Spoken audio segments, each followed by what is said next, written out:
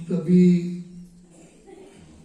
सर्वशक्तिमान ज्ञान के सागर, प्रेम के सागर परमपिता परमात्मा के अति स्नेही, अति लाडले नूरे रत्न यहाँ पर बैठे हैं।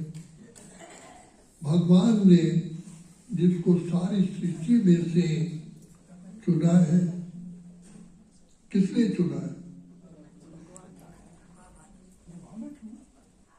सारे विश्व का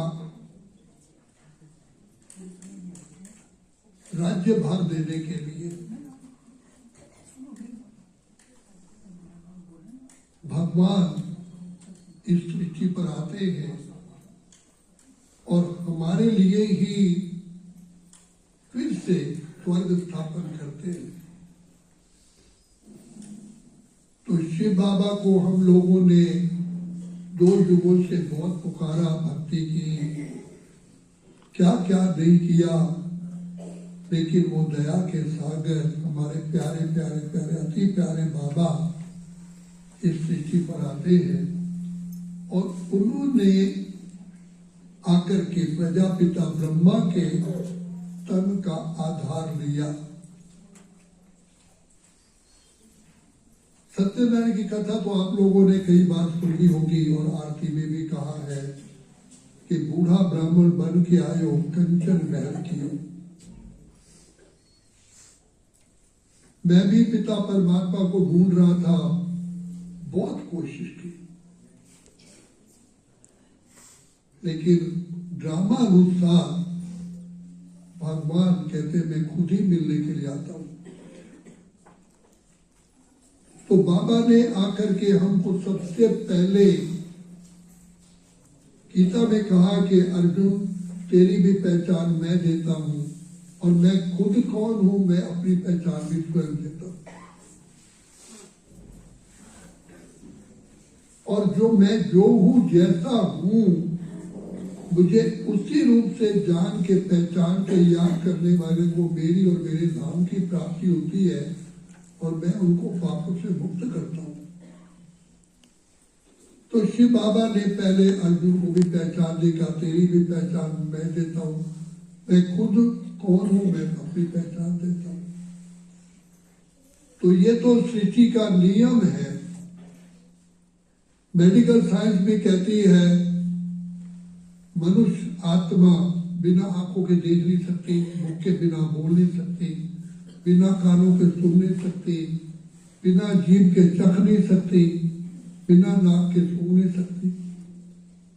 तो परमपिता परमात्मा शिव बाबा भी जो ज्ञान के सागर हैं, उन्होंने हमको ज्ञान देने के लिए आदिदेव ब्रह्मा जो हमारे पिताश्री हैं, उनके तन में प्रवेश किया। आप लोगों ने सुना होगा, मैं उस डिटेल में तो नहीं जाना चाहता, लेकिन कैसे जिस तन में बाबा ने प्रवेश किया, वो तन कुछ साधारण नहीं, वो कोई व्यक्ति साधारण नहीं था, जो सारे जगत के लिए ही शुरू से ही कार्य कर रहे थे, भक्ति भी करते थे सारे सब के लिए। हरिद्वार जाते थे तो भी टुक्की लगाते थे, जब कोई मनुष्य जाता है कहते भी मेरे नाम की भी टुक्की लगा लेना। तो ब्रह्मा बाबा जिनको दादा लखी राज कहते हैं, तो वो जब जाते थे हरिद्वार में, सबके लिए ही टुक्की लगाते थे और उनके सर्वे भवन्तु सुखिनः सर्वे भवन्तु निरामया सर्वे भद्राणि पश्यन्तु। ऐसी आत्मा जरूर पीछे कोई उसका ऐसा पार्ट होगा, सारे जगत के साथ जिसका नाता होगा, वही आत्मा कर सकती है। तो पिता श्री ब्रह्मा के जिसके तन में बाबा ने प्रवेश किया, जन्म तो उनका बहुत अति साधारण घर में हुआ था। उनके पिता स्कूल के टीचर थे। ना ब्रह्मा बाबा के बाल्यकाल में ना सिर पे टोपी थी, ना जूता था, ना चप्पल थी, लेकिन उनके अंदर योग्यताएं तो गुरु काल की भरी हुई थी। तो एक उनके एक पड़ोसी ने कहा, बॉम्बे में हीरो का ज्वेलरी का काम करते थे, वो उनको ले गया और उन्होंने ज्वेलरी का काम 4 साल लगा दिए और उस बिजनेसमैन की जो दुकान थी, जो बिजनेस था, वो 50 गुना आगे बढ़ गया।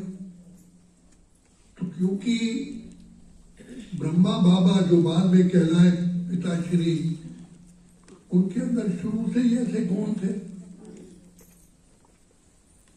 और इसी हीरे का व्यापार करने के लिए उन्होंने कलकत्ता में अपनी दुकान बनाई और साथ में पार्टनर रखा। पार्टनर से गहने वो उनके द्वारा बनवाते थे कारीगरों से और बाबा खुद राजे महाराजाओं से, हीरो का बिजनेस था तो राजे महाराजे ही हीरे खरीद सकते तो जाते थे। तो बाबा का व्यक्तित्व ऐसा था शुरू से ही और सात्विक था, जो राजे महाराजे भी कहते थे कि लखीराज, भगवान से ये भूल हो गई है कि आपको राजा बनाना चाहिए था और हमें हीरो का व्यापार। तो बाबा के अंदर गुण ऐसे थे।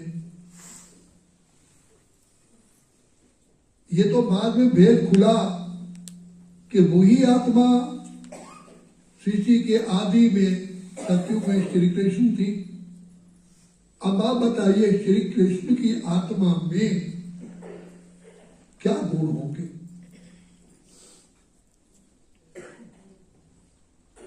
तो बाबा में पहले से ही दिव्यता थी, अलौकिकता थी, श्रेष्ठता थी, महानता थी, उनके आभा थी।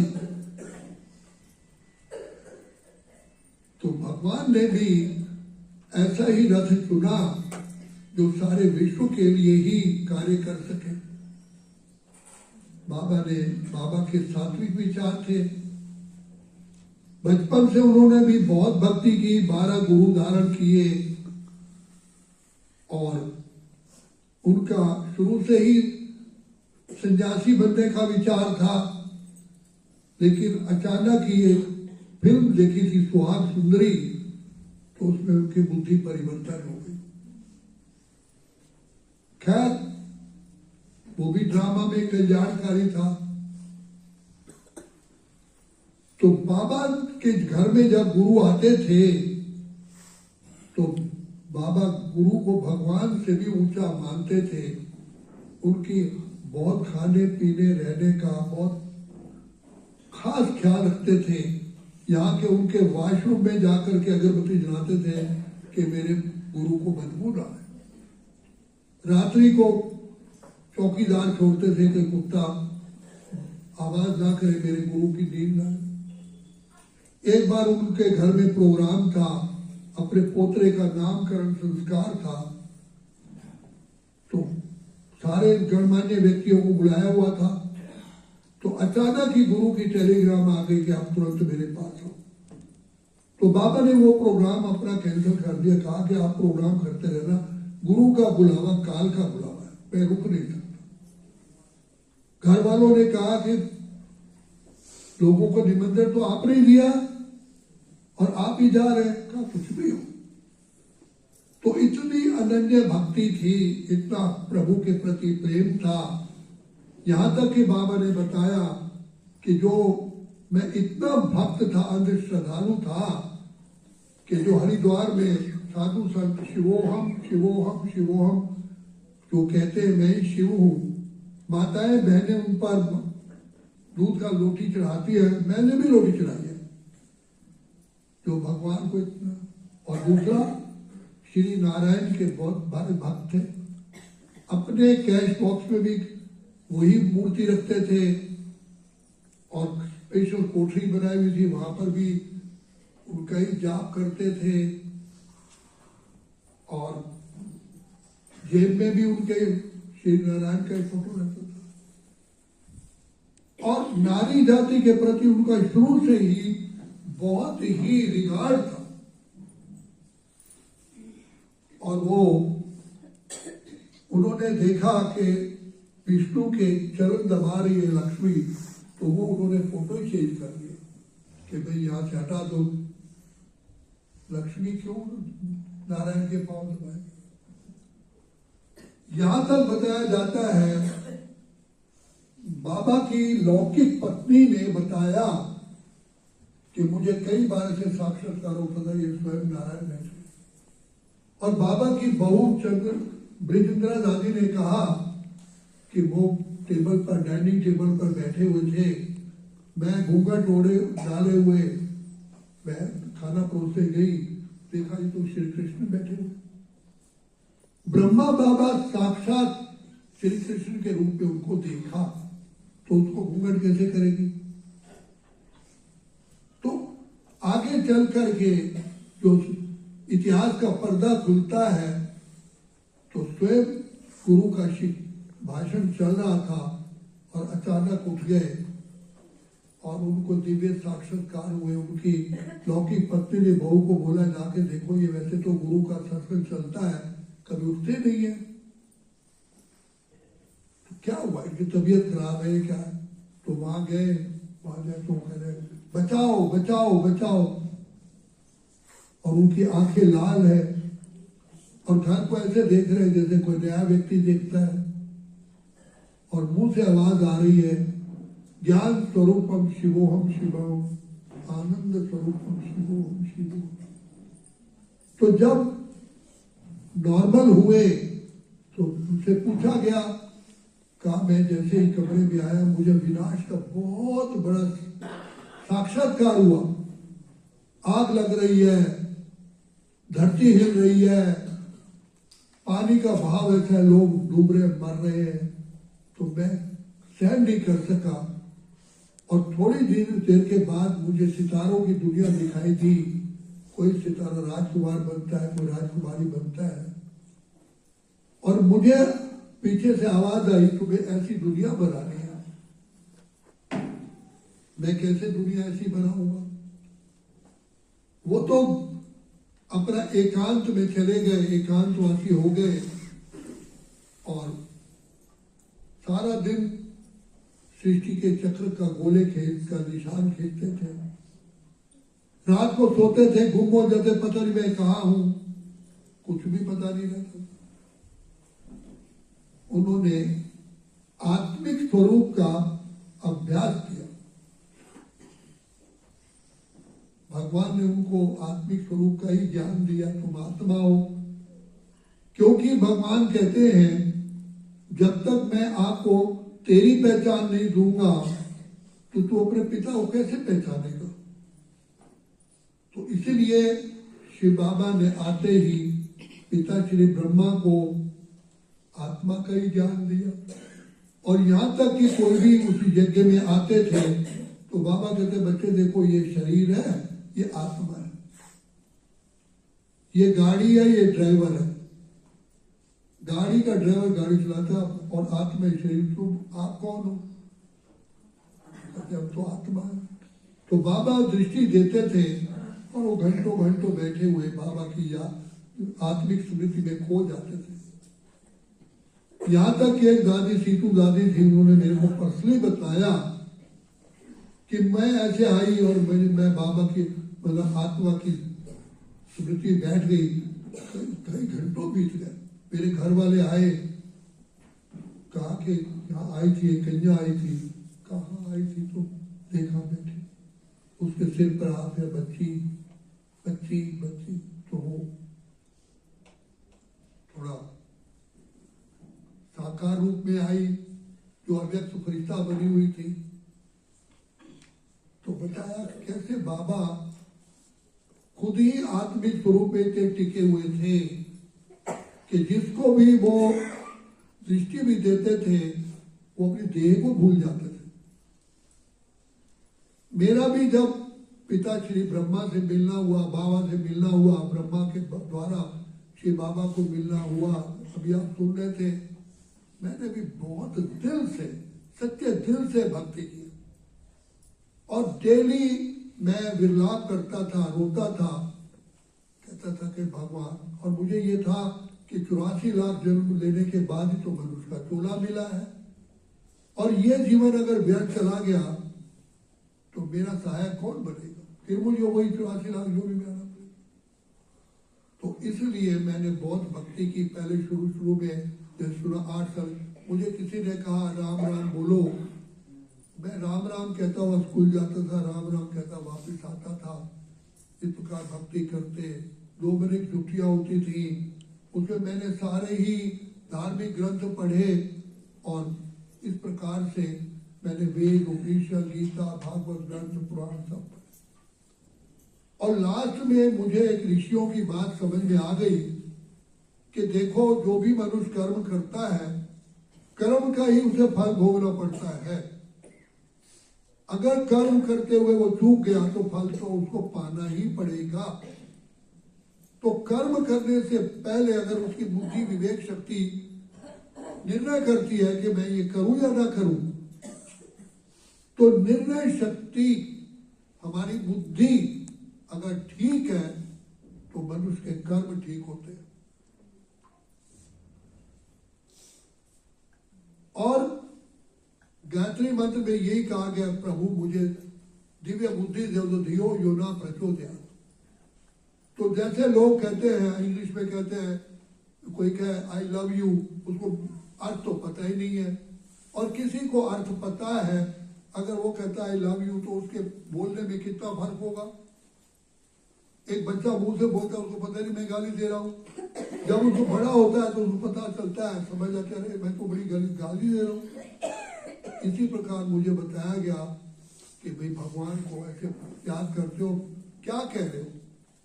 तो मैंने लाखों करोड़ों बार गायत्री मंत्र जाप किया। उसका लास्ट में पैरा यही है, धियो यो न प्रचोदयात्, हे प्रभु मुझे दिव्य बुद्धि दे। आज बुद्धि के बल से ये माइक से आवाज आप दूर सुन रहे हो, बुद्धि के बल से हवाई जहाज चलते हैं, बुद्धि के बल से सारा काम हो रहा है, और भगवान से बुद्धि मांगी गई। तो परम पिता परमात्मा ने पिता श्री ब्रह्मा को भी यही कहा कि मेरी याद में रहो। बाबा ने सत्संग शुरू किया, छोटे से कमरे में शुरू किया। बाबा को तो कुछ पता ही नहीं था आगे क्या होना है। छोटे से कमरे में सत्संग शुरू हुआ, 2, 4, 6, 8, और बाबा ओम की ध्वनि करते थे तो सब ध्यान में चले जाते। इसी बीच में मम्मा का आना हुआ। मम्मा भी आकर के, मम्मा की इतनी दिव्य बुद्धि शेष थी, आते ही पहचान लिया कि मुझे गॉड फादर मिले, मुझे भगवान मिल गया, और वो पिता परमात्मा पर कुर्बान हो गए। तो ऐसे ही जब मैं भी इस ज्ञान में आया, मैं प्रभु प्रेम का तो बहुत प्यासा था ही था, और डेली में आंसू बहाता था। गीत की एक लाइन मैं भी सुना दूं आपको। प्रभु मेरे जीवन को जीवन बना दो, प्रभु मेरे जीवन को जीवन बना दो, विषय वासनाओं से मुझको बचा लो। कहाँ तुझको ढूंढूं, कहाँ तुझको पाऊं, मिलोगे कहाँ ये पता तो बता दो। तो जब ये मैं कहता था, मेरे अश्रु धारा बहती थी, मैं रोज ही अश्रु बहाता। इतनी उम्र में 8 साल से लेकर के 19, साढ़े 19 साल तक मैंने भक्ति की। 3-4 वर्ष तक लगातार व्रत रखे। हर मंगलवार का व्रत, मैं कभी पानी भी नहीं पीता था। तो इसी प्रकार से तो मैं भक्ति करता रहा, लेकिन परमात्मा के दर्शन तो नहीं हुए। मैंने एक बार चिट्ठी लिखी कि भगवान आप हो भी सही या नहीं हो। आप, मैंने सुना है आप दया के सागर हो, प्रेम के सागर हो, मैं आपका बच्चा हूं, तो ये कौन सा दया और कौन सा प्रेम है? आप मेरे से मिलते ही नहीं हो, या तो आप हो ही नहीं। अगर हो तो मैं कहा, क्या मैं अग्नि में जल जाऊं, पानी में बह जाऊं, पर्वत से कूदूं, क्या करूं? आप क्या चाहते हो? तो इतना मैं अपने आप को, मैंने एक गीत पहले सुना, मेरी लौकी मौसी ने सुनाया, गुप्त वेश में सतयुग रचने आए शिव भगवान अब तो जान गए। मैंने उनको कहा दोबारा सुनाओ, तो मैंने कहा गुप्त वेश में आए भगवान तो पहले से ही व्यापक है। तो कहा भाई मैं इसको उत्तर दूंगी, आप ईश्वर विश्वविद्यालय में आओ। तो मैं ईश्वर विश्वविद्यालय में गया और मैंने सप्ताह का कोर्स किया। पहला दिन ही मुझे ये ज्ञान हो गया कि मैं तो शरीर नहीं हूं, मैं आत्मा हूं। मेरे से पूछा गया कि संसार में दो शब्द होते हैं, मैं और मेरा। जैसे मैं कहता हूं मेरा भाई है, मेरी बहन है, मेरी मां, तो मेरे से अलग है। तो आप शरीर के लिए क्या कहते हो, मेरा शरीर है या मैं शरीर हूं? मेरा शरीर है। तो आप तो शरीर नहीं हो। तो ऐसे मुझे अंदर ऐसे फील हुआ, ये कितनी बड़ी भूल है, मैं शरीर हूं ही नहीं और अपना शरीर, तो मैं आत्मा हूं। तो आत्मा का अभ्यास मैंने बहुत किया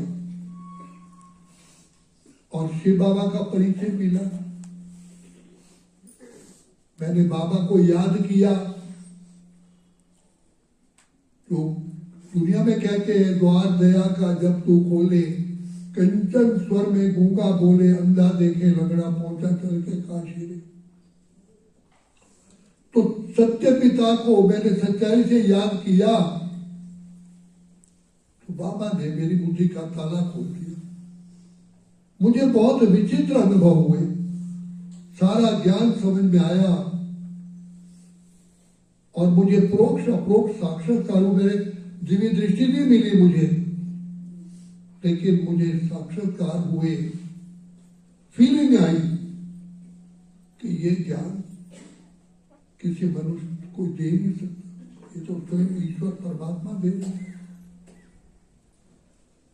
मैंने ध्यान में जाती थी, मैं भी कहता था कि भाई बाबा को मैसेज दो कि मुझे भी तो दर्शन दे, मैं इतने वर्षों से आपके लिए तड़प रहा हूं। तो बाबा ने कहा बच्चे को बोलो 1 हफ्ते का आत्मिक स्मृति का अभ्यास करें। तो मैंने 1 सप्ताह बड़े, क्योंकि मुझे तो परमात्मा से मिलने की इतनी इच्छा थी कि मैं चाहे आग में जल जाऊं फिर भी भगवान मुझे मिले। तो मैंने 1 सप्ताह बहुत अभ्यास किया, अपने आप को महसूस कराया मैं आत्मा। तो जब बृहस्पतिवार का दिन था तो मैं बैठा, तो मैं आंखें खुली हुई है, मेरे हाथ अपने आप ऊपर जा रहे हैं। मैं देख रहा हूं ये हाथ क्यों जा रहे ऊपर। बहनें जब ध्यान में जाती थी उनकी आंखें बंद हो जाती थी और उनके भी हाथ ऊपर जाते थे, भोग स्वीकार कराती थी। तो मुझे कई ऐसे अनुभव हुए और मुझे ऐसा लगा कपास का कोई हाथ आया है, मुझे प्यार कर रहा है, मेरे सिर पे हाथ दे रहा है, मुझे आशीर्वाद दे रहा है। भगवान का शरीर तो है नहीं, तो वो तो एक रूई की तरह ही तो कई मुझे अपने आप ही स्पष्टीकरण हुए मैं कौन हूं। और सारे दूसरी बात का मुझे पहले दिन ही अनुभव हो गया था। मेरे से पूछा गया कि देखो भगवान ने कैसी सृष्टि रची होगी। अब एक मनुष्य भी मकान बनाता है, वो कहता है मैं इतना बढ़िया मकान बनाऊं जो कोई इसकी कॉपी न कर सके और हर सुविधा होनी चाहिए। तो ईश्वर परमात्मा प्रभु परमेश्वर ने ये दुनिया क्या रची थी, तो बताया कि ये भारत भूमि तो देव भूमि थी। वो तो मैंने पढ़ा हुआ था, 33 करोड़ देवी देवता हो चुके हैं। तो कहा कि आज घर की नारी को गृह लक्ष्मी कहते हैं, तो उसका पति क्या होना चाहिए। हर नारी चाहे वो दुखी में रहती हो, खाने को कुछ ना हो, कहेंगे गृह लक्ष्मी कौन है। तो पिता परमात्मा ने ये दुनिया रची थी, ये स्वर्ग था, वैकुंठ था, जहां पहला नंबर ही लक्ष्मी नारायण का राज्य था। यथा राजा रानी तथा प्रजा। राम के राज्य में कहते हैं राम राजा राम प्रजा राम शाहूकार है, बसे नगरी जिए दाता धर्म का उपकार है। सभी जैसे चावल की देखी हुई एक चावल को देखा जाता है, ऐसे ही भगवान ने दुनिया बनाई थी। और मुझे कहा आप स्वयं नारायण थे। मुझे उनके कहने से ऐसा फील हुआ कि मैं नारायण बैठा हूं। मैं खुद ही सृष्टि के आदि में मैं नारायण था। और मैंने विष्णु का जो चित्र देखा, जो आप लोगों ने भी देखा है त्रिमूर्ति में, मुझे ऐसा लगा ये मेरा ही फोटो है। अब मुझे क्या करना है? केवल शिव बाबा की छत्र छाया में रहना है। जैसे हम लोग पूर्व काल में स्याही से लिखते थे, होल्डर होता था, उसमें इंक होती थी, ये डॉट पेन तो अभी चले, तो पन्ना जब पलटना होता था तो हम लोग स्याही शूज खरीदते थे। स्याही शूज बोलते हैं, ब्लॉटिंग पेपर बोलते हैं, यूपी में सोख्ता बोलते हैं। आप लोगों ने भी शायद देखा है, नहीं देखा? तो जैसे स्याही शूज स्याही को चूस लेता है, ऐसे परमात्मा पिता हमारे अवगुणों को, हमारी परेशानियों को, हमारे पापों को चूस लेता है। इसलिए उसको हलाहल पीने वाला नीलकंठ भगवान कहते। ये मैंने अनुभव किया और मेरे बुद्धि में यह था कि मुझे प्रभु मिलन करना है। तो कहते कोरी चुनरिया आत्मा मोरी, मैल है माया जाल, सजन घर जाऊं कैसे? क्योंकि ये आत्मा तो काली होगी, मैली चादर ओढ़ प्रभु तेरे द्वार कैसे हो? तो मैं जब तक 5 विकारों पर विजय प्राप्त नहीं करूंगा, प्रभु का दर्शन नहीं हो सकता। इसलिए मैंने नाम का भी जाप किया, भक्ति भी की, पूजा भी की, सब कुछ किया, लेकिन मैं इन विकारों पर, मैंने विकारी बना नहीं, लेकिन जैसे कि अंदर बुरे विचार तो पैदा होते हैं ना। जो जो उम्र बढ़ गई, गुस्सा भी आता है, कई बातें आती है, वो भी होता है, लोभ भी होता है, तो कैसे कंट्रोल करें? बहुत मैंने कठिन प्रयास किए, प्राणायाम भी किए, सिर नीचे टांगे ऊपर करके खड़े हुए हैं, लेकिन विकारों को कैसे? तो जब मैं यहाँ के आत्मिक पाठ मैंने पढ़ा कि मैं आत्मा हूं, दूसरे की देह में भी आत्मा को देखना शुरू किया, तो विकारों पर विजय प्राप्त हुई। तो अप्रोक्ष शक्ति ने मुझे कई सवाल पूछे, तुम ये बता, इतने साल तूने भक्ति की, क्या तुझे अनुभव हुआ था? क्या इन बातों का पता चला था तू आत्मा है? तूने सब कुछ पढ़ा, क्या तूने ये देखा था? तो मुझे जो दिव्य अनुभव हुए और बाबा ने जो मेरे से दिखाई नहीं दे रहा, लेकिन मेरे से बातचीत हो रही है, तो मुझे अनुभव हुआ कि स्वयं भगवान पिता श्री ब्रह्मा के तन में आए हुए। क्योंकि स्वर्ग की स्थापना होगी ही तब जब नारी लक्ष्मी बनेगी, नारायण बनेगा, नहीं तो नहीं हो सकती है। वो दुनिया ही ऐसी है। तो ऐसी दुनिया में चलने के लिए पिता परमात्मा को सहज योग, ज्ञान योग, राज योग, बुद्धि योग, कर्म योग। तो जब मुझे निश्चय हुआ कि स्वयं भगवान इस सृष्टि पर आए हुए थे, तो मैंने अपनी बहन से बोला कि आप मेरे साथ चलो या ना चलो, मैं तो जा रहा हूं। बाप जाने मैं जानू, मेरा बाप मिला है, मैंने पहचान लिया, और आयु का भरोसा नहीं है। तो हम गए। उससे पूर्व मातेश्वरी दिल्ली में आई थी, तो मैं अकेला ही बात, मेरी टीचर जो थी उन दिनों जम्मू में गई हुई थी सेवा के लिए। अपने कब लौटेगी कब, मैं मम्मा से रजौरी गार्डन में मम्मा रुकी थी, मैं खुद अकेला ही मिलने गया, कोई क्लास का व्यक्ति नहीं, कुछ। हमने देखा, हमने पाया, शिव बोला हुआ, मैंने देखा जिस जगदम्बा माँ की भक्ति करते वो तो स्वयं आई हुई है। तो वहां मैं गया, मेरा इंटरव्यू हुआ, भाई कौन है, क्या है, कैसा है। मुझे जब उनको अनुभव हुआ कि ये व्यक्ति सत्य है, मुझे मिलवाया गया। तो मम्मा से मैंने जब दृष्टि पहले ली, तो मम्मा ने कहा कि देखो, मम्मा के पहले शब्द में बता रहा हूं कि पशु भी जन्म लेता है, बड़ा होता है, संतान उत्पन्न करता है, वो अपने बच्चों की पालना करता है। अगर मनुष्य भी यही कर्म करे तो मनुष्य और पशु में अंतर क्या हुआ? मैंने तो भक्ति में पढ़ा हुआ तो मुझे पता है, लेकिन मम्मा ने जैसे कि स्टैंप लगा दी कि तुम्हें भी अपने जीवन को सफल करना।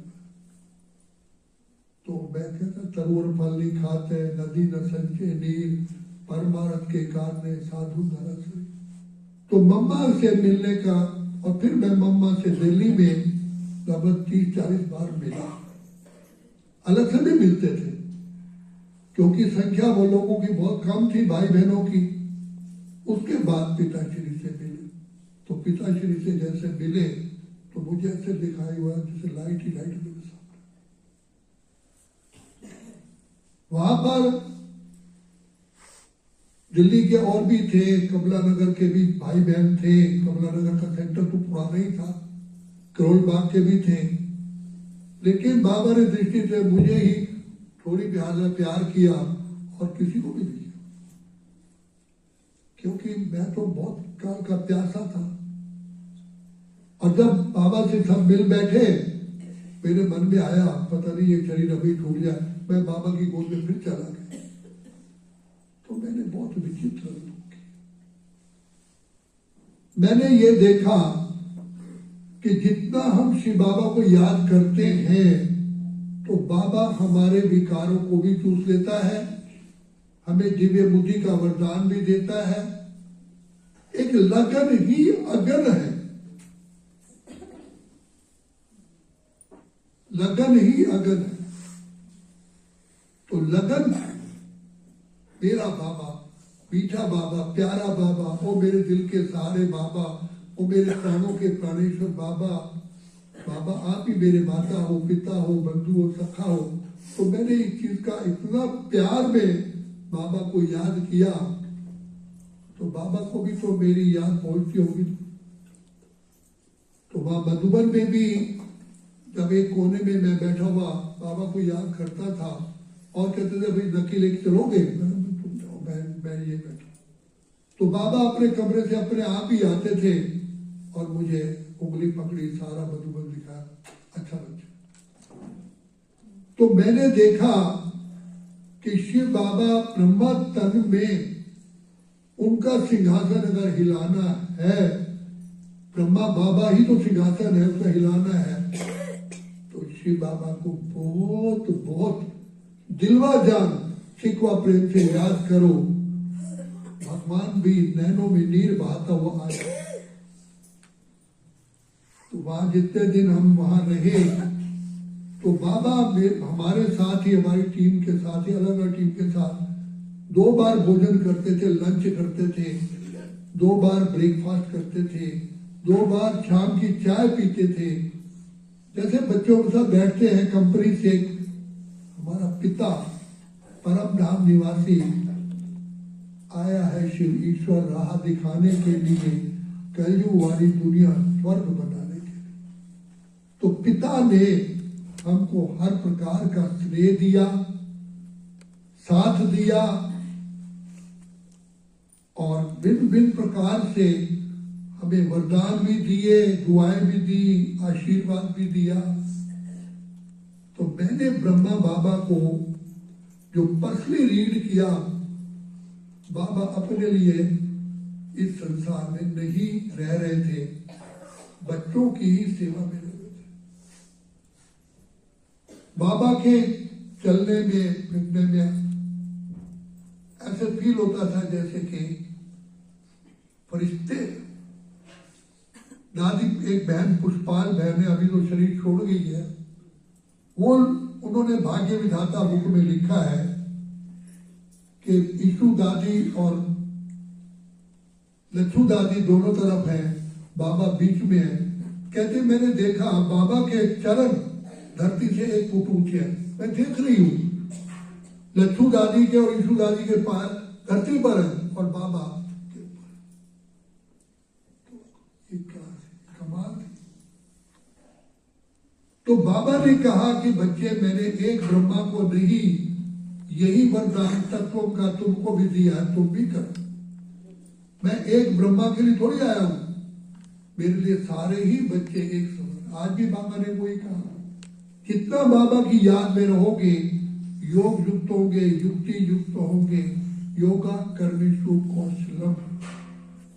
ब्रह्मा बाबा को मैंने बहुत समीपता से देखा ही नहीं, मैं रहा हूं। ब्रह्मा बाबा मेरे साथ बगल में बैठ करके कई बार मेरे से उन्होंने बातें की। कहा बच्चे देखो, ये बहन है, इसके भाई ने शादी की है, बाबा के पास ले आए। बाबा ने कहा बच्चे क्या पावन नहीं बनोगे? बाबा मेरे से बता रहे हैं। तो कहा हाँ बाबा क्यों नहीं बनेंगे? तो कहा बच्चे आज तक उन्होंने बिल्कुल पवित्रता का व्रत धारण कर दिया। तो बाबा भगवान ईश्वर प्रभु अल्लाह परमेश्वर है, लेकिन उन्होंने साथ का ऐसा अनुभव कराया कि जैसे हमारा लौकिक पिता। एक बार हमारे सेंटर के भाई की चोरी हो गई। बाबा को चिट्ठी लिखी, बाबा इसके घर की चोरी हो गई है।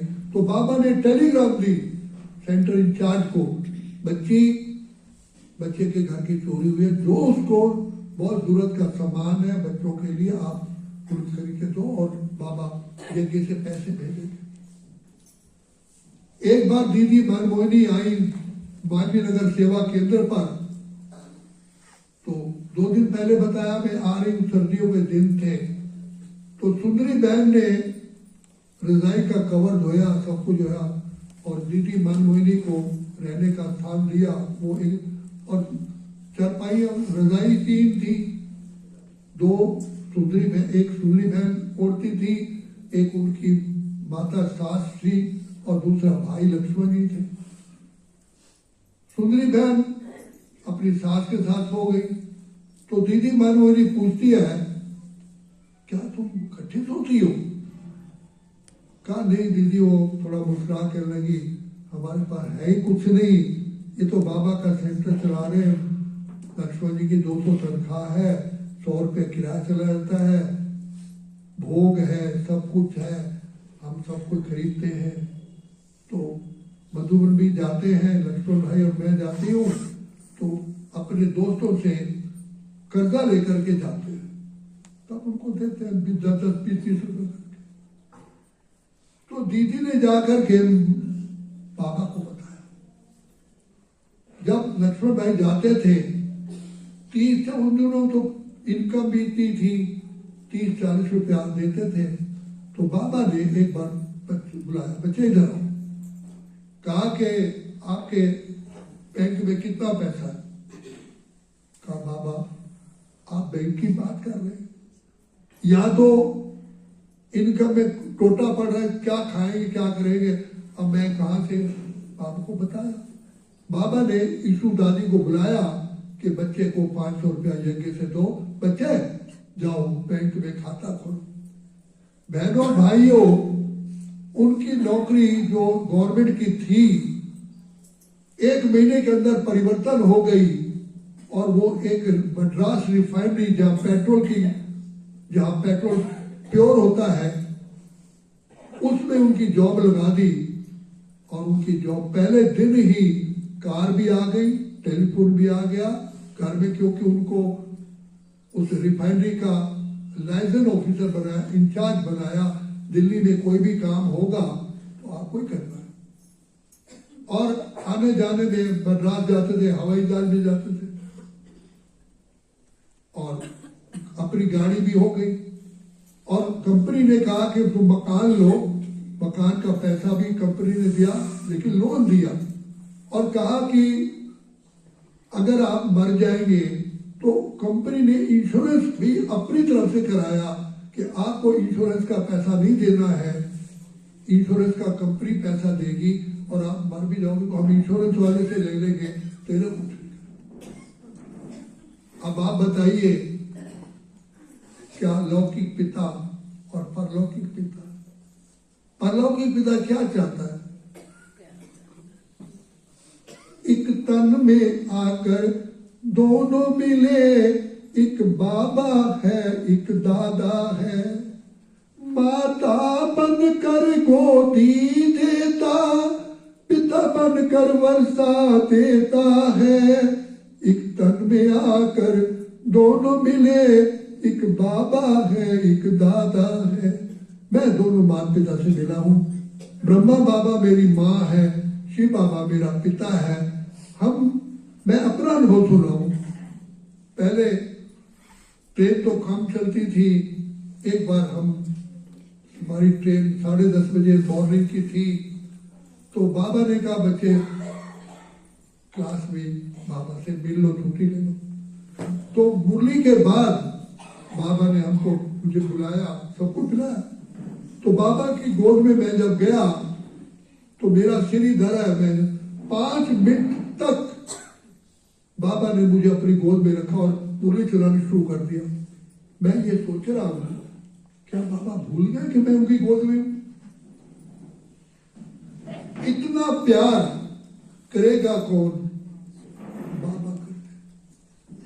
बाबा समय समय प्रति पर हर शिक्षा देते हैं। जो आज बाबा के वो सीन हमारे सामने चलते हैं। मैं सारा दिन, अभी भी आप मधुबन जाओगे, अब तो खैर बाबा के कमरे के सामने एक थोड़ा शेड बना दिया है। जो सामने दीवार थी बाबा के कमरे से, वो दीवार पर मैं बैठा हुआ सारा दिन बाबा को निहारता था। अरे भगवान मिला है, परमात्मा मिला है, जिसके लिए दीदार के लिए हम इतना तड़पते थे, और वो सामने बैठा है। और फिर हम बाबा को मजबूर तो नहीं कर सकते मेरे से ही मिलो, क्योंकि अनेकों पार्टी वाले भाई बहन भी तो आते हैं ना, वो मिल रहे हैं, मैं सामने बैठा यार। तो ये जितना हम बाबा को प्यार करते हैं, बाबा पदम गुना हमें प्यार करता है। और आज तक मैं आप बता रहा हूं, मुझे 62 वर्ष हो गए, 62 वर्ष से ज्यादा हो गए हैं। सितंबर महीने में मैं 63 में ज्ञान में आया था। अब तो 25 है, तो 62 वर्ष से भी ऊपर हो गए। मुझे आज तक भी कोई जरा भी परेशानी नहीं हुई।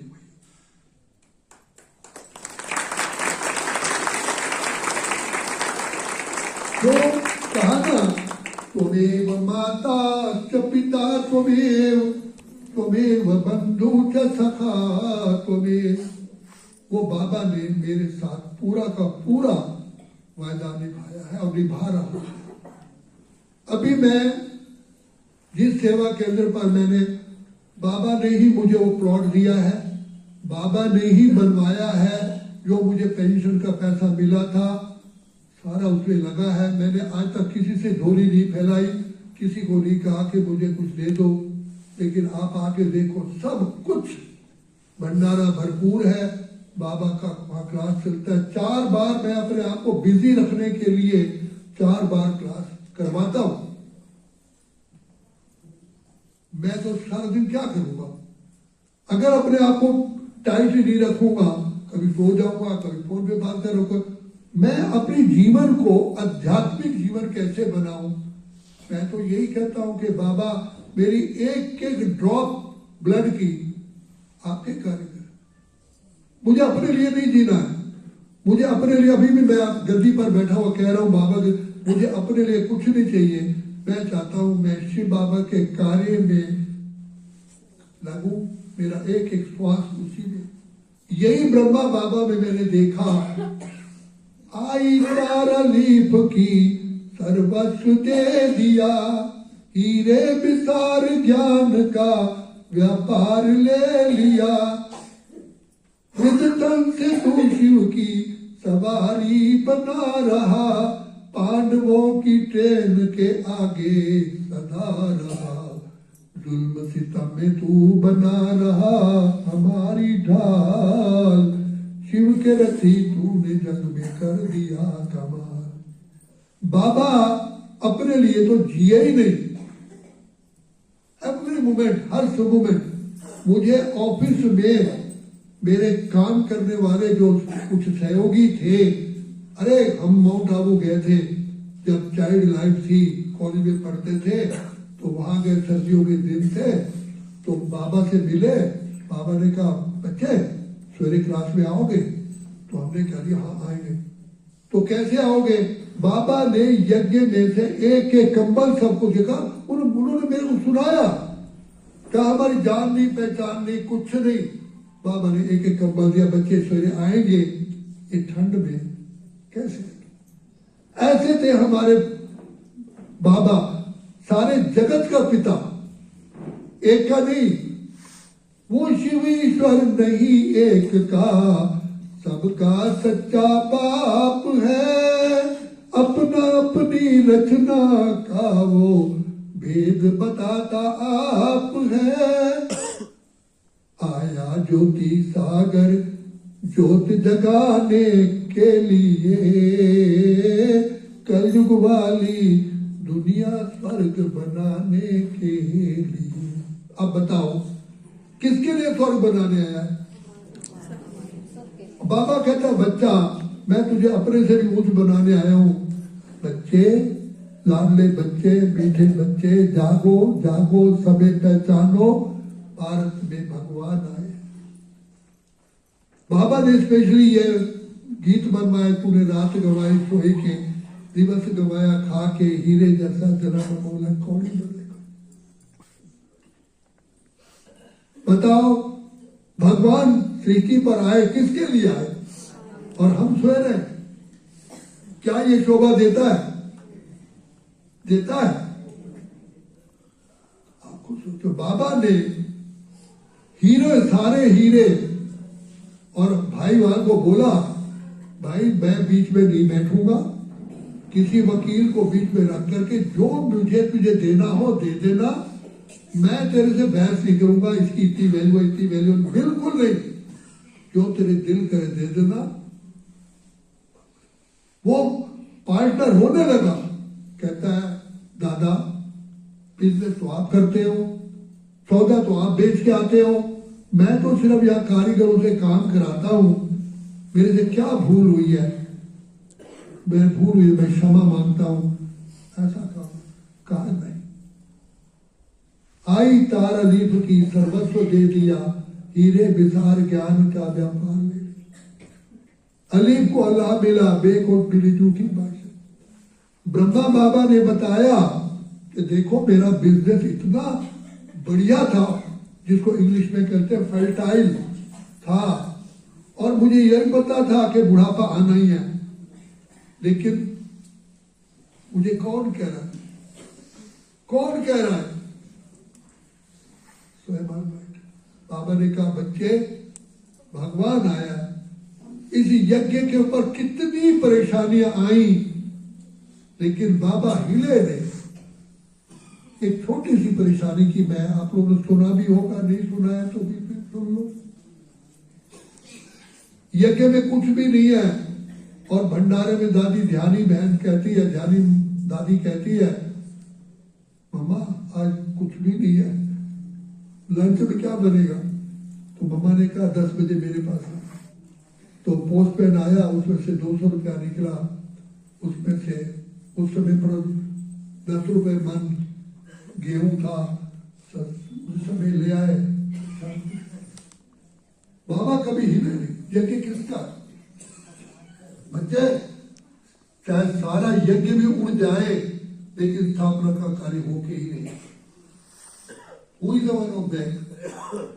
और देखो जिस दिन बाबा ने अव्यक्त हुए, सब चिट्ठियों का जवाब दिया। कोई नहीं कह सकता कि मेरी चिट्ठी का बाबा ने जवाब नहीं दिया।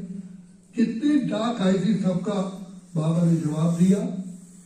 और शाम को जो सारे ज्ञान का सार हमको दिया, बच्चे निराकारी, निरअहंकारी और निर्विकार रहना। अगर निराकारी रहोगे तो प्रभु प्रिय बनोगे, निरअहंकारी बनोगे तो लोगों को प्रिय लगोगे, निर्विकारी बनोगे तो स्वयं को प्रिय लगोगे। जैसे मान लो मेरे से कोई पाप हो जाता है, क्या मैं कोई मेरे को देखे या ना देखे, लेकिन अंतरात्मा में दुखित होते ना कि मेरे साथ पाप हो गया, मुझे कौन क्षमा करेगा? तो बाबा ने कहा निराकारी रहोगे, निर्विकारी रहोगे तो स्वयं को प्रिय लगोगे। जिंदा हमारी जो करे मित्र हमारा, जो हमारा उपकार करते हम उनका उपकार करते। बच्चे कदम कदम पे बाबा की मदद। पौना घंटा बाबा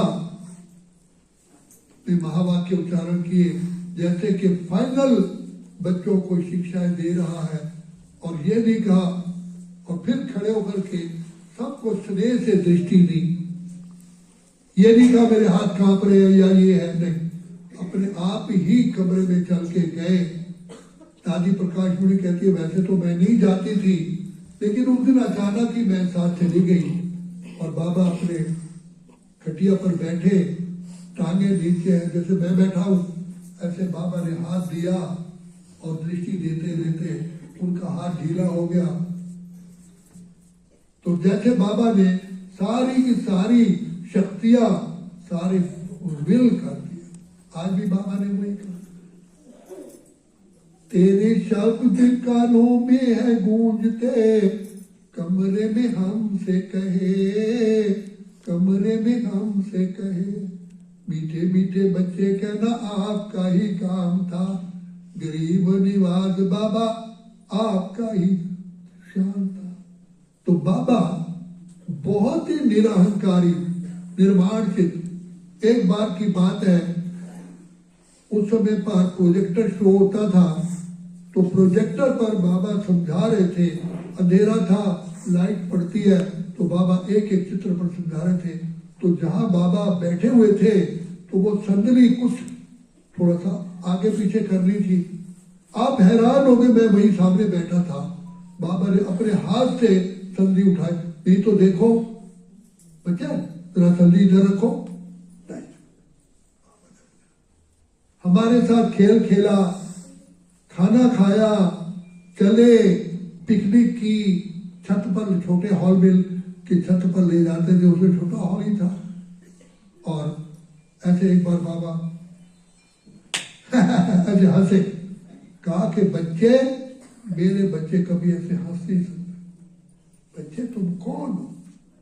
ईश्वरी संतान, ब्राह्मण Kulbhushan, Chandradhari, light house, might house, भगवान के बच्चे हो। बच्चे तुम्हारे हर कर्म में कुशलता होनी चाहिए। इसलिए कहा जाता है जितना हम शिव बाबा की याद में रहते हैं, कार्य में कुशलता आती है, एक्टिवनेस आती है, एक्यूरेसी आती है और थकावट भी नहीं होती, टायरनेस बनते। दादी प्रकाश मणि ने अव्यक्त बाप दादा से पूछा कि बाबा जब मैं विदेश में जाती हूँ तो जहां जाऊं वहां दिन है, अब यहाँ रात को चली, वहां दिन है, वहां भी बहनों ने प्रोग्राम रखे हुए हैं, शाम को फिर जाना है, फिर दूसरे दिन जाओ वहां दिन है, तो मैं नींद कब करूं, कब? तो बाबा ने कहा बच्ची तो 5 मिनट भी लेटेगी ना तो मैं तेरी सारी की सारी थकावट को चूस लूंगा। करण करावन हर कौन है? सब काम आप खुद करते हो, नाम बच्चों का करते हो। बाबा, हमने, मुझे ड्यूटी मिली, दादियों ने कहा कि रजौरी गार्डन में ये मकान बनवाना है, ठीक है।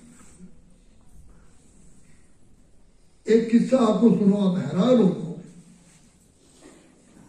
उस समय पर दादी प्रकाश मणि दिल्ली में आई और हमारी रुक्मणी दादी, आप शायद जानते हो नहीं जानते हो, उसने दादी को बोला कि आपको ये नक्शा पास हुआ है और इसका आपको उद्घाटन करना है।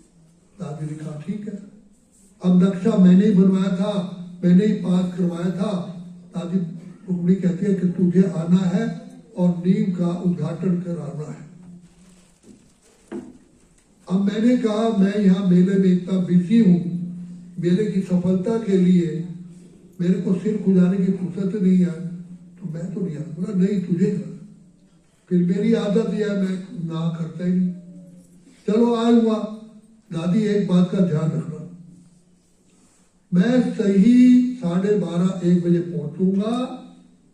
आप मिस्त्री, 2-3 मजदूर और ये रे सामान तैयार रखना। मैं फिर आगे का नींव खुदवाऊंगा, तभी तो उद्घाटन होगा, कैसे होगा?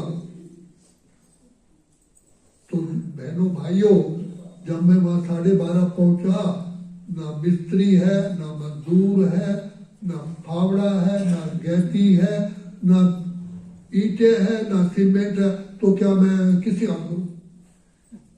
और टेंट लग रहा है और सारे भाई बहन आने की तैयारी में है। मैंने कहा मैंने आपसे कहा था कि मैं नहीं कुछ जानती, तू जान तेरा काम है, मैं तो दादी कहूंगी, मैंने इनकी ड्यूटी लगाई थी। अब मैं किसको मां बोलूं? बोलो किसको कहूं, किसको कहूं बताओ? नींव कौन खोल? मैंने तो कुछ नहीं ली। और ये सीमेंट को उस समय पर मिलता ही नहीं था, सीमेंट को परमिट का मिलता था। क्या करा? सारे ब्राह्मण परिवार के आगे फांसी मेरे को लटका दो।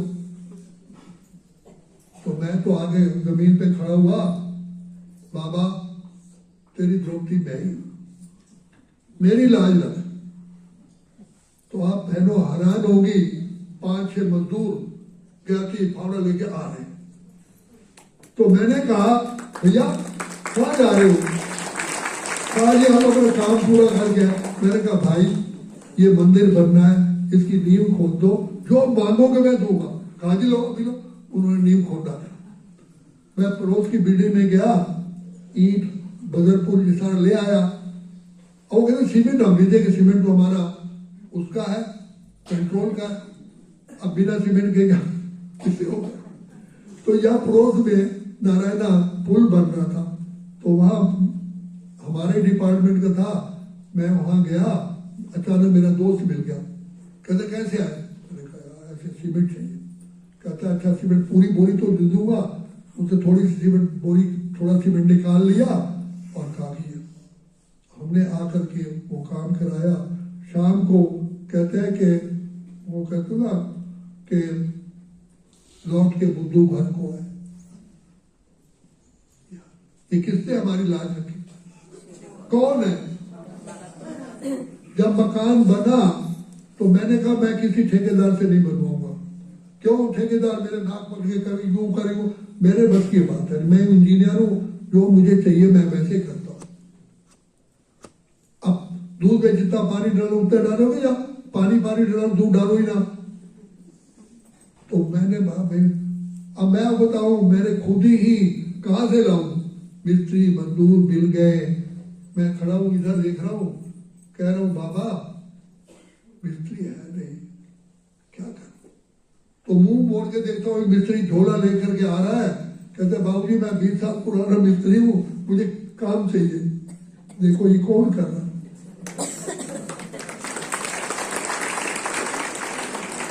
जब मैं यज्ञ में आया, आपको मैं हालत बता रहा हूं, यज्ञ की ये हालत थी कि गर्म पतीले उतारने के लिए कपड़े नहीं थे। इतना गरीबी थी, टोटा था। तो आज आप क्या बताओ? और जब बाबा अव्यक्त हुए, सारे भारतवर्ष में केवल 45 सेवा केंद्र थे, और जिसमें 2-2.5 हजार ब्रह्मा कुमार के पास। तो आज आप देखो, ना ओम शांति भवन था, ना मेडिटेशन हॉल था, ना ये पीछे कोई कंस्ट्रक्शन थी। ये कौन कर रहा? तो बाबा स्वयं विधाता, पार ब्रह्म परमेश्वर, सृष्टि के रचयिता, हम सबको अपने नैनों से निहारने के लिए आए हैं। कांटे से फूल, कौड़ी से हीरा, कंगाल से सरताज, पति से पावन, काले से गोरा करने के लिए।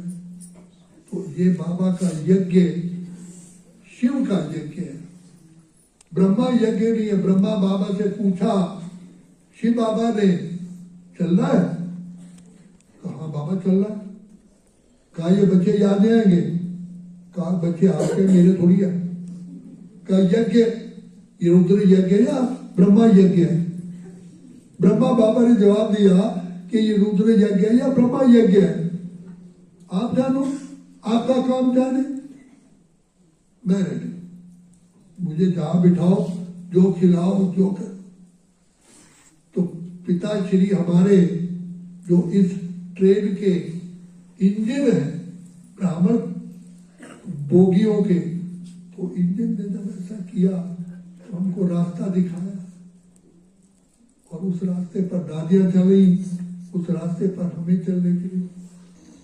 तो जब बाबा अव्यक्त हुए 3 दिन तक ध्यान में जाए, गुलजार दादी जाए जावे और लिखाओ भाभी टारे ना टरे, और कुछ है ही नहीं ना। बाबा दिखाई देते तो पूछे तो किससे पूछे। रथ को 3 दिन तक लेके बैठे रहे, बाबा आएगा बाबा आएगा। आखिर संतरी दादी बैठी, ध्यान में गई, बाबा आगे उनके तन में, कहा कि रथ को कब तक लेके बैठोगे, क्या संस्कार नहीं करोगे। तो बाबा ने कहा नहीं, संस्कार करो। फिर वो संस्कार किया गया और फिर बाबा आए, नहा धो के सब आए। तो बाबा ने सारे रहस्य खोले कि कैसे यज्ञ चल रहा है, कौन। दीदी दादी को बुलाया, सामने बैठी थी, और एक गुलाब का फूल दादी के सिर पर रखा, दूसरा दीदी का। ये तो ये यज्ञ हमारा है। हम बाबा के रतन। एक बात मैं कहना चाहता हूं अपनी वाणी को विराम देने से पहले, बाबा के नूर रत्नों घर का श्रृंगार तुम हो,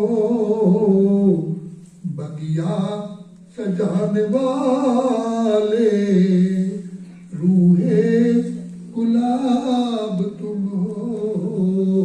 बाबा की फुलवाड़ी तो आप हो, और बाबा कहते हैं बच्चे फुलवाड़ी को देख करके माली का नाम होता है, तो तुम मेरे बच्चे सन शोज फादर शोज।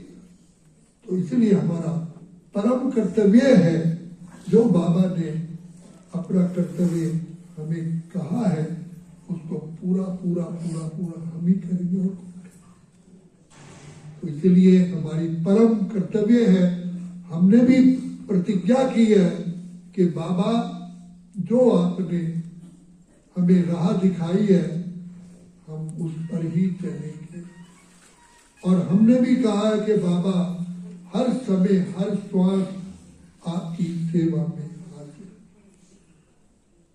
आपके हैं, आपके थे, आपके। और फिर तो बाबा अनेकों बातें हैं, अनेकों चीजें अनुभव बाबा ने करवाए हैं। मैं अगर सुनाने बैठूं तो इतना थोड़े से शब्दों में मैं कहूंगा कि जीवन का भरोसा नहीं है। कल करे तो आज कर, आज करे तो अब, पल में परले हो गई फिर करोगे। मेरे सामने कोकला बहन जो यहाँ इंचार्ज थी ना, मेरे सामने पैदा हुई है, उम्र में मेरे से छोटी थी, मेरे सामने ज्ञान में आई है, और अब ये तो किसका क्या।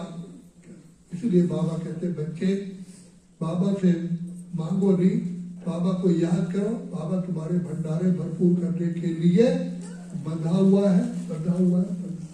अच्छा,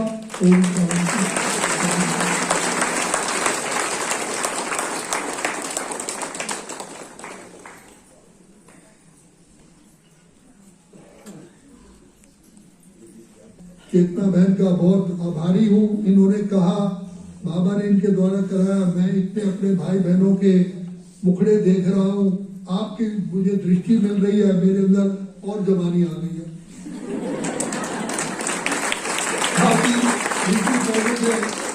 ये हरियाणा हो गई है।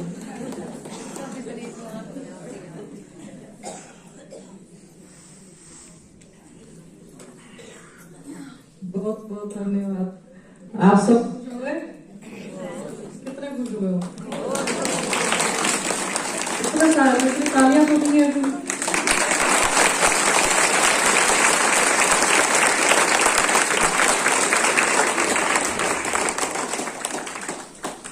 अब लग रहा है आपको यशु बाबा की डायरेक्ट रचना लग रहा है?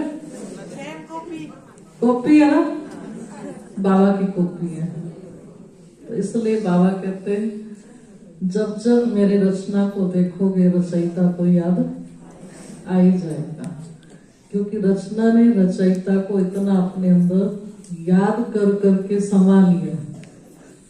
तो समाई हुई याद हमेशा दूसरे को साथ का अनुभव करा देती है। तो भाई साहब ने आज हम सबको ऐसा ही महसूस करा दिया कि हम सब बाबा से मिल लिए सबने मिलन बनाया। तो बाबा से मिलवाने के लिए और हम सबको इतना सुंदर बार बार गीत गा के आवाज, गला कितना सुंदर है इस उम्र में भी, तो गा गा के इतना अच्छा, किसी को सोने नहीं दिया होगा, मुझे नहीं लगता आप किसी को नींद आई है ना। तो इतने अच्छे तरीके से आपने हमें बाबा से मिलवाया, अपने अनुभव सुनाए और हमें नजरों से निहाल करके खुद कहते हैं आपके दर्शन से मैं जवान हो गया, बल्कि आपकी जवानी देख के हमारा बुढ़ापा आता भी चला जाएगा, अगर आने के इंतजार में भी होगा तो नहीं आएगा वो, तो हम सदा के लिए जवान रहेंगे। तो भाई साहब का बहुत बहुत दिल व जान से बहुत बहुत धन्यवाद है। अभी हमारे बीच में डॉक्टर साहब बहुत देर से बैठे हैं, बहुत पेशेंस से सुना आपने भी, तो आपके भी शुभकामनाएं आज के दिन पर हम लेंगे। भाई साहब के मन में आज के दिन को लेकर के क्या उद्गार है?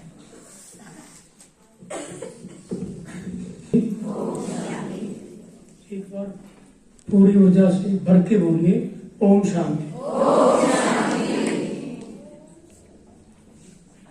मेरा बहुत बड़ा सौभाग्य है कि मैं इस मिशन से जुड़ा।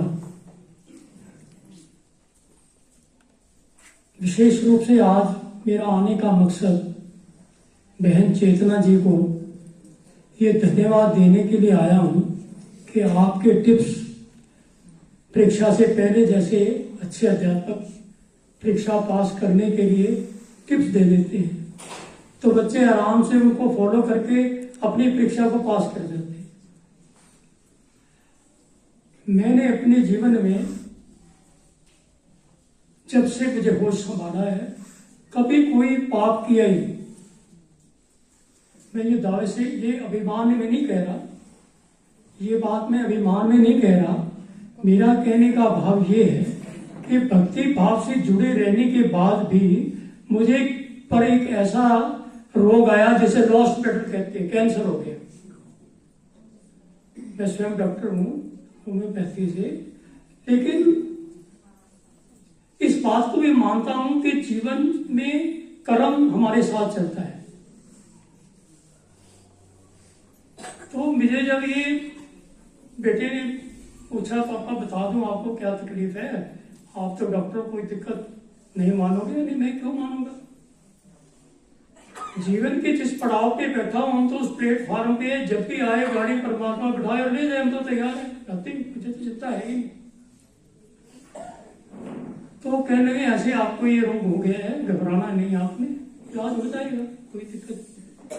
तो मुझे परमात्मा पे गिला आया, अपने जिस सृष्टि को मैं मानता हूं उस पर मैंने गिला आया कि प्रभु, मैंने जब इस जीवन में कोई पाप किया ही नहीं, तो ये इतना बड़ा संकट, जिसे लॉस्ट पेटर, हार जिसे कहते हैं अंत में हार होती है, ऐसा रोग लगा दिया।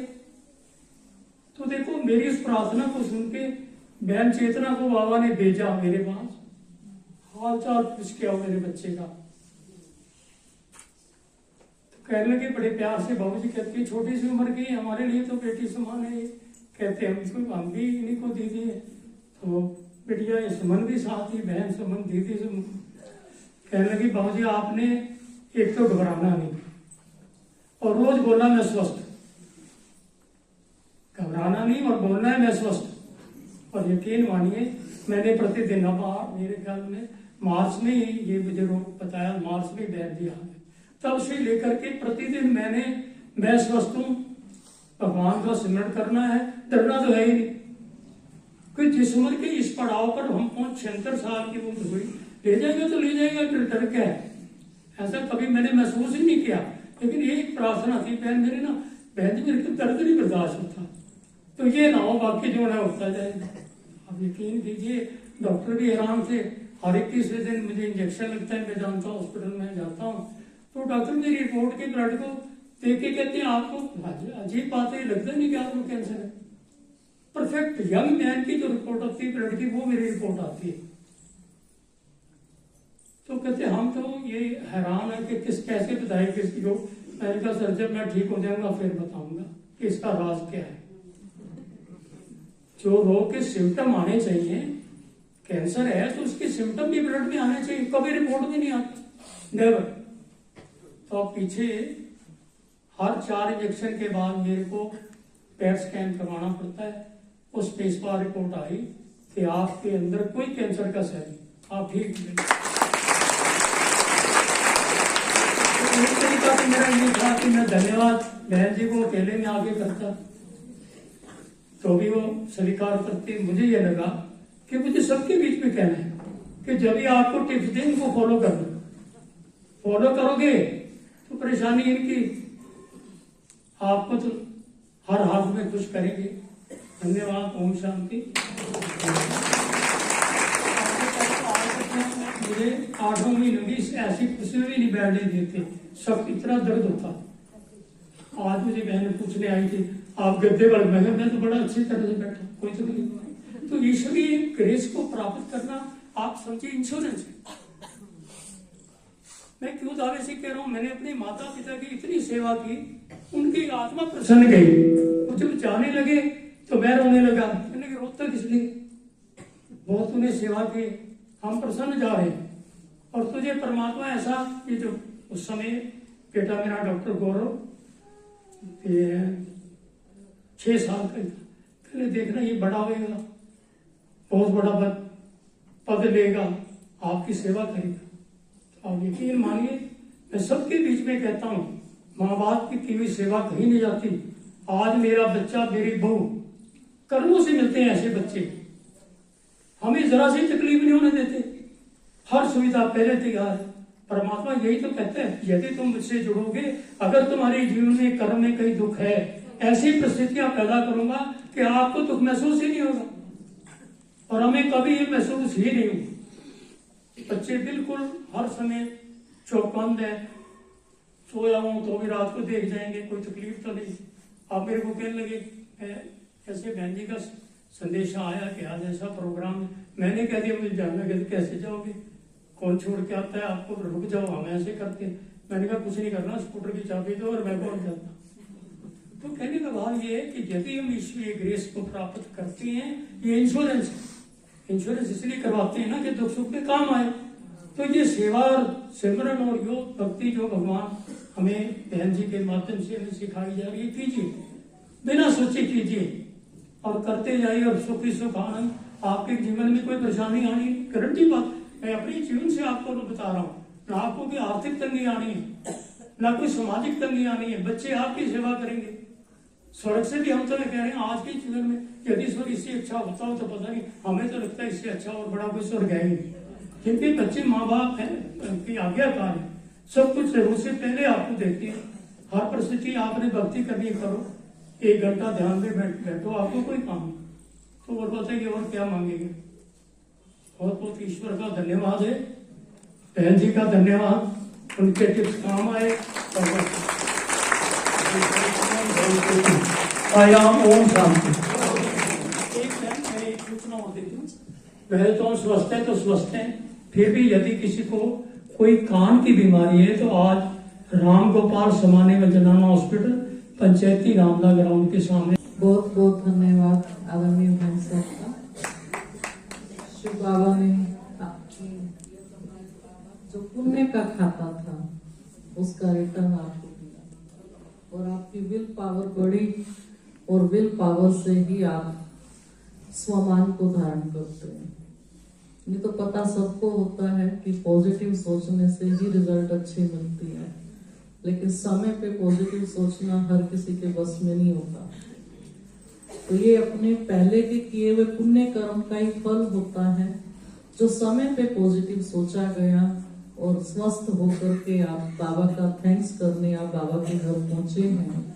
तो आपका पुण्य पुण्य यहाँ पहुंचने पर धन्यवाद है, धन्यवाद, और बाबा का भी धन्यवाद। ना तेरी गली में,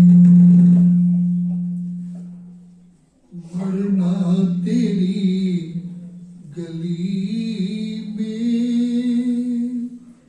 जीना तेरी गली में,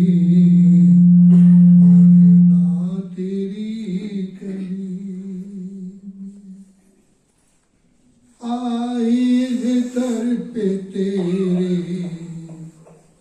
हम जिंदगी लुटाने, आए हैं दर पे तेरे हम जिंदगी लुटाने।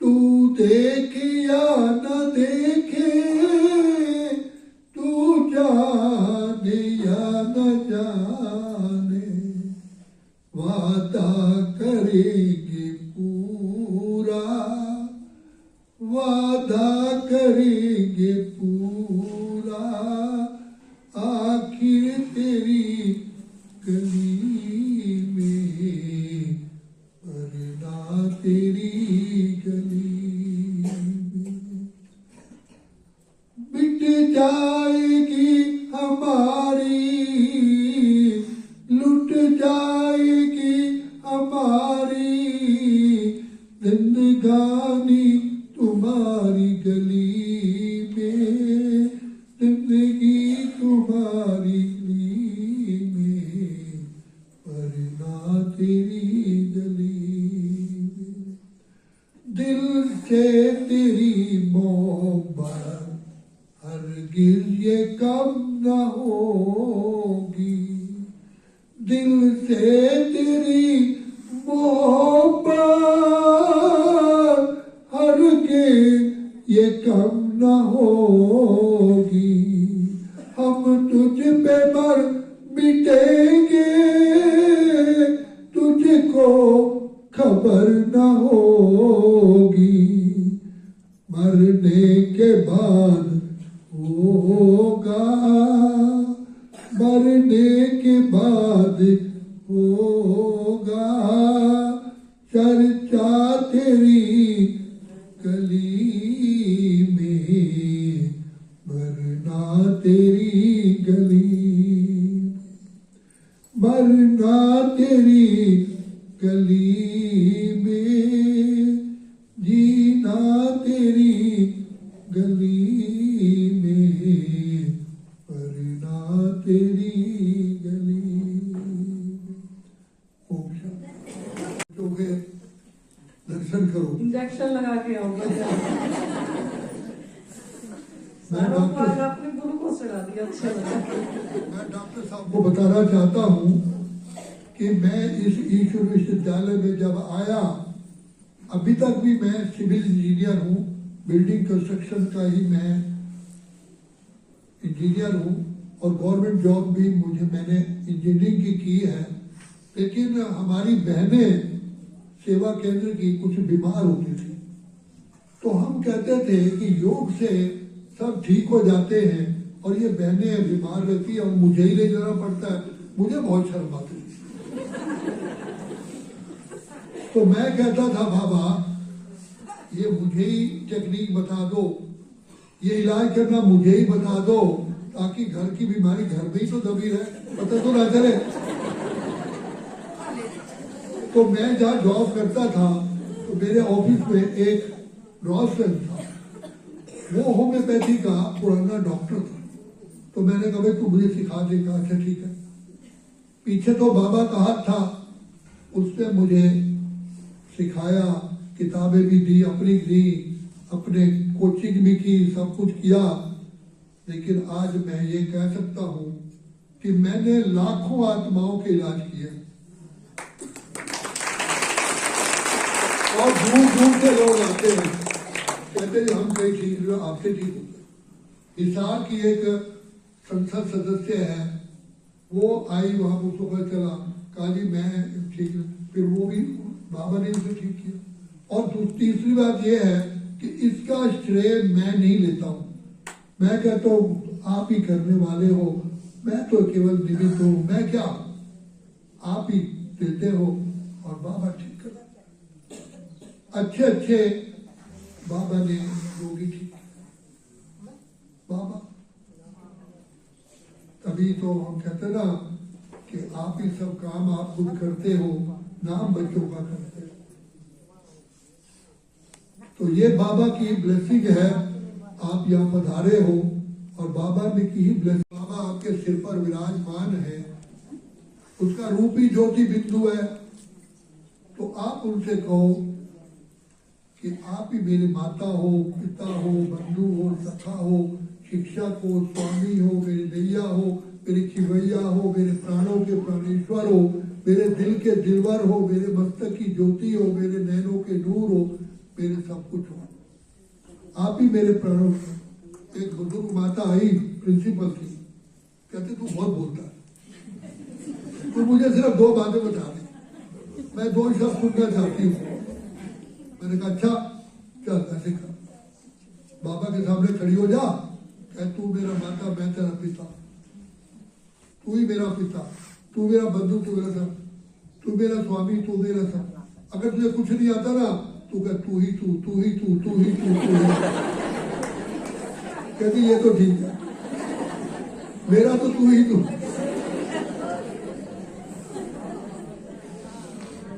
ओम शांति।